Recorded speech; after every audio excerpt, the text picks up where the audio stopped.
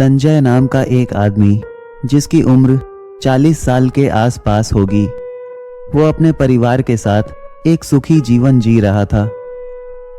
पेशे से संजय एक लोहार था और उसकी खुद की एक दुकान थी। एक बार संजय की दुकान पर एक आदमी आया। उसे अपने घर की खिड़कियों के लिए फ्रेम बनवाना था जो कि लोहे का था।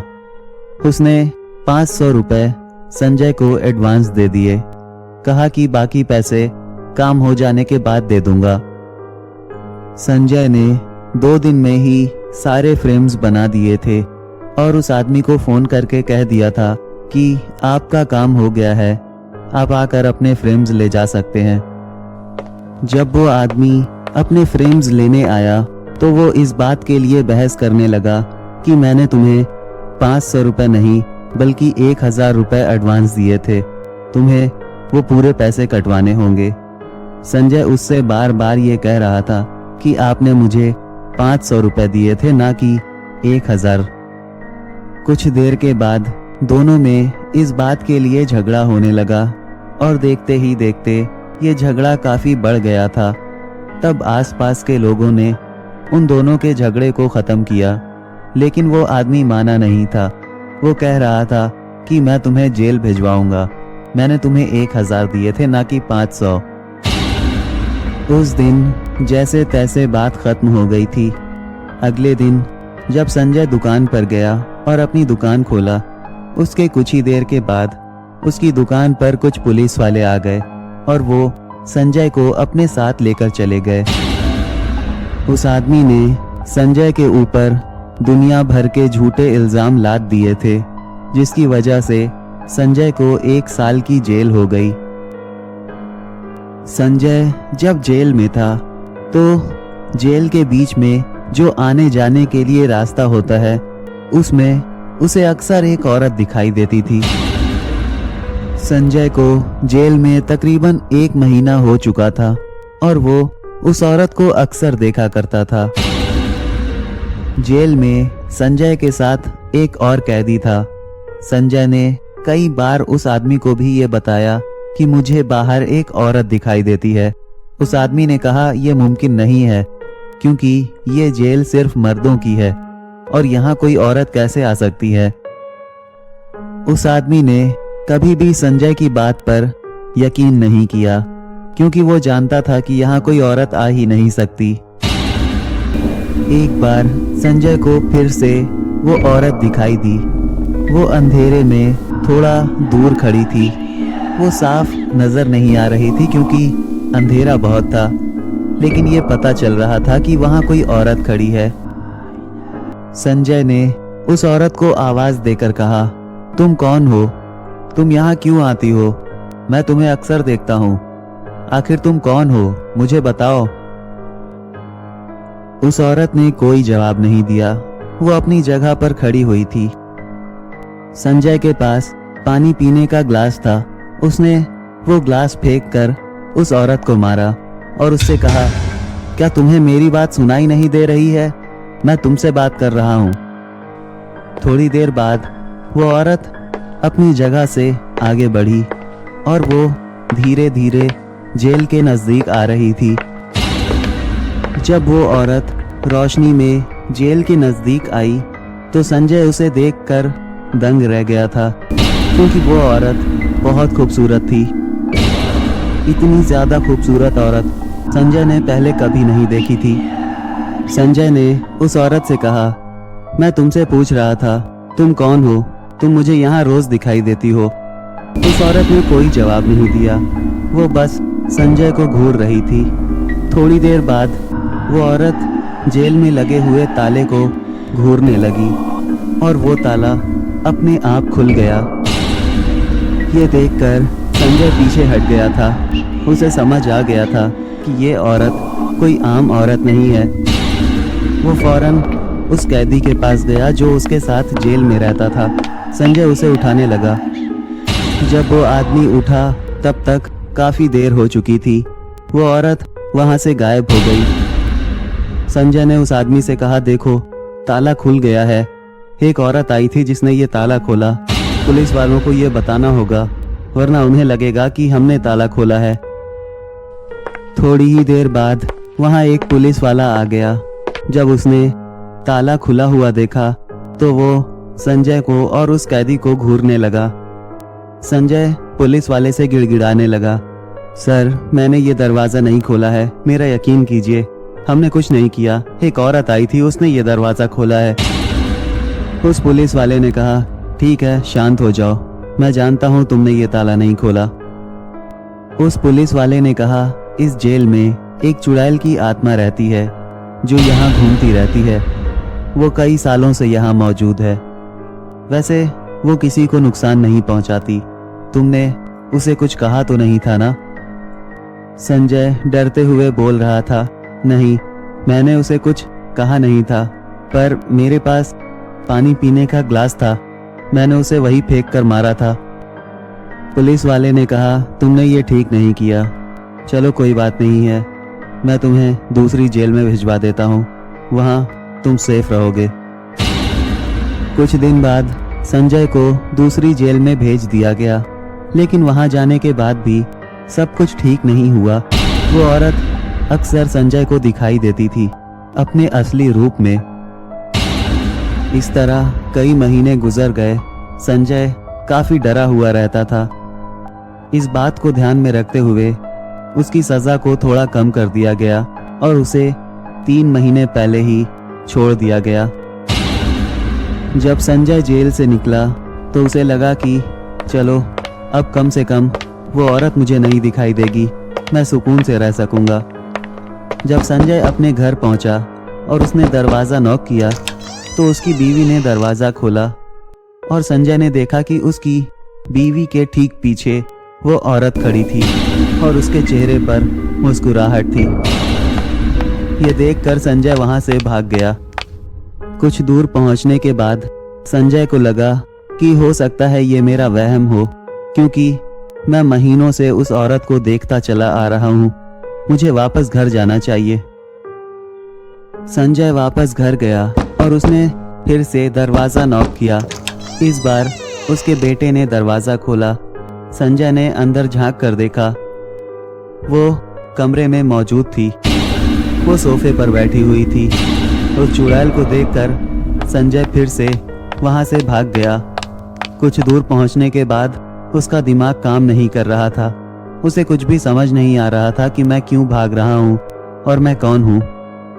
कुछ ही पल गुजरे थे, संजय सब कुछ भूल गया। जब संजय को वापस घर लाया गया और उसे डॉक्टर के पास ले जाया गया तो पता चला कि संजय पागल हो चुका है।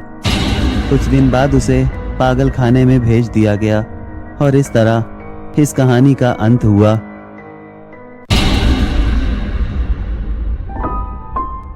ये कहानी है सिमरन की। सिमरन 5 साल की एक नन्ही बच्ची है और वो अपनी माँ के साथ रहती है। 3 साल पहले सिमरन के डैड की मौत हो गई। उसके बाद से सिमरन और उसकी माँ वो बहुत अकेले हो गए। सिमरन की माँ सिमरन को एक अच्छी परवरिश देना चाहती है और वो अपनी पूरी कोशिश कर रही है। वो बहुत ज्यादा पढ़ी लिखी नहीं है, जिसकी वजह से उन्हें कोई छोटा मोटा काम करना पड़ता है और उतने ही पैसों में उन्हें अपना घर चलाना होता है। सिमरन और उसकी माँ वो एक किराए के मकान में रहते हैं। वो लोग अक्सर अपना घर बदल दिया करते थे। सिमरन की माँ को जब भी कोई सस्ता और अच्छा मकान मिल जाता था, वो पुराने मकान को छोड़कर दूसरी जगह चली जाती थी। और इस बार भी कुछ ऐसा ही हुआ था। सिमरन की माँ को एक ऐसे घर के बारे में पता चला जिसका किराया बहुत कम था और वो घर बेहद खूबसूरत था। सिमरन की माँ को लगा कि ये एक अच्छा मौका है, इसी बहाने हमें एक अच्छा घर मिल जाएगा जिसमें हम लंबे समय तक रह सकेंगे। इसलिए सिमरन की माँ ने उस घर को ले लिया और वो लोग वहां रहने भी लगे। लेकिन सिमरन को और उसकी माँ को एक बात बहुत अजीब लगती थी। जब भी वो लोग अपने घर से बाहर निकलते थे तो आसपास के लोग उन्हें घूर कर देखते थे। ये बात सिमरन की माँ को समझ नहीं आती थी कि वो लोग आखिर हमें घूरते क्यों हैं। एक हफ्ता गुजर गया, लेकिन उसके बाद भी आसपास के लोग सिमरन को और उसकी माँ को घूर कर देखते थे जब भी ये लोग घर से बाहर निकलते थे। एक दिन जब सिमरन की माँ घर से बाहर निकली तो सामने खड़ी हुई एक बूढ़ी औरत वो सिमरन की माँ को घूर कर देख रही थी। इस बार सिमरन की माँ से रहा नहीं गया। वो उस बूढ़ी औरत के करीब गई और उसने कहा, माँ जी, आप हमें घूर कर क्यों देखती हैं? मैं रोज देखती हूँ आप मुझे और मेरी बेटी को घूरती हैं। बाकी के लोग भी यही करते हैं। ऐसा क्या किया है हमने? उस बूढ़ी औरत ने कहा, मैं जानती हूँ तुमने कुछ नहीं किया, लेकिन हर रोज जब तुम और तुम्हारी बेटी इस घर से बाहर निकलते हैं तो आसपास के लोग ये देखकर चौंक जाते हैं। उन्हें यकीन नहीं होता कि तुम लोग अब तक जिंदा कैसे हो और इस घर में कैसे रह रहे हो, क्योंकि ये घर तो आत्माओं का घर है। तुमसे पहले भी यहाँ बहुत लोग आ चुके हैं, लेकिन कुछ दिन बाद वो लोग यहाँ से चले जाते हैं। उन्हें पता चल जाता है कि ये घर रहने लायक नहीं है। मैं तो तुमसे यही कहूंगी कि बेटा होशियार रहना, वरना कुछ भी हो सकता है। सिमरन की माँ ने उस बूढ़ी औरत से कहा, देखिए माँ जी, हम पिछले एक हफ्ते से यहाँ रह रहे हैं और हमें ऐसा कुछ भी नहीं लगता। ये घर काफी अच्छा है और हम इस घर को छोड़कर कहीं नहीं जा रहे हैं, इसलिए ये सारी बातें बकवास हैं। ये कहकर सिमरन की माँ वहां से चली गई। 3-4 दिन और गुजरे, लेकिन अब कुछ अजीब होने लगा था। सिमरन हर रोज सुबह उठकर अपनी माँ के पास जाती थी और कहती थी, माँ, मेरे कमरे में एक डॉल है, वो पता नहीं कहां से हर रोज आ जाती है। जब सिमरन की माँ सिमरन के कमरे में जाती थी तो वहां उन्हें कोई डॉल नहीं मिलती थी। उन्हें लगता था कि ये सब सिमरन का वहम है, लेकिन ये हर रोज होने लगा। सिमरन हर सुबह अपनी माँ के पास जाती थी और कहती थी, माँ, मेरे कमरे में वो जो डॉल है वो मुझे अब डराती है। मुझे ये घर अच्छा नहीं लगता, हमें कहीं और चलना चाहिए। सिमरन की माँ ने कहा, बेटा, ये घर बहुत अच्छा है और इतने कम पैसों में हमें दूसरा घर नहीं मिलेगा। अच्छा चलो, आज से मैं तुम्हारे साथ सोऊंगी, अब ठीक है? सिमरन ने कहा, ठीक है माँ।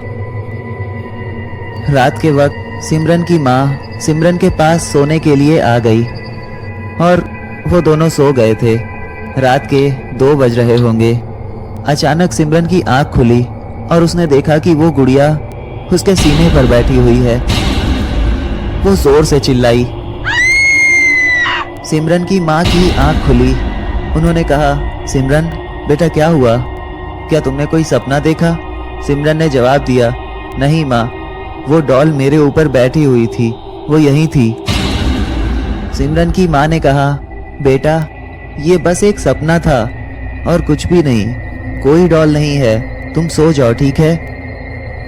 सिमरन सोने की कोशिश कर रही थी, लेकिन सो नहीं पा रही थी। अचानक उसकी नज़र अलमारी की तरफ गई और उसने देखा कि वहां पर वो डॉल बैठी हुई थी।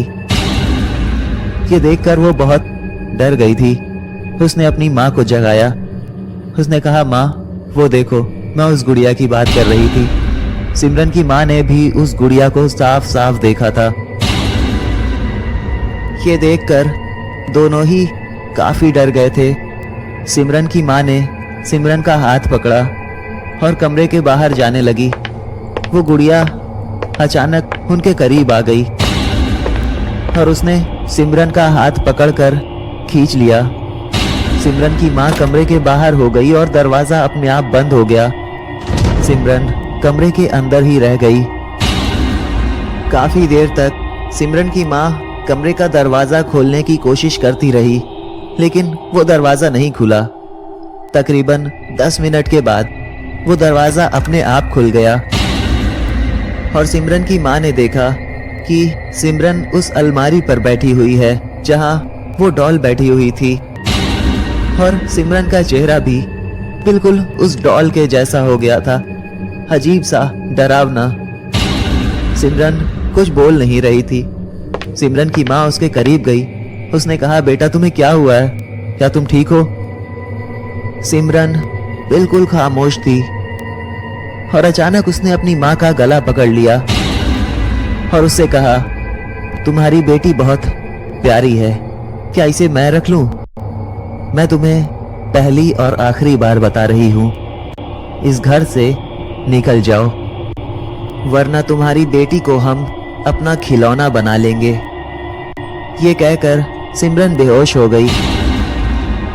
अगले दिन सिमरन और सिमरन की माँ उस घर को हमेशा के लिए छोड़ के चले गए।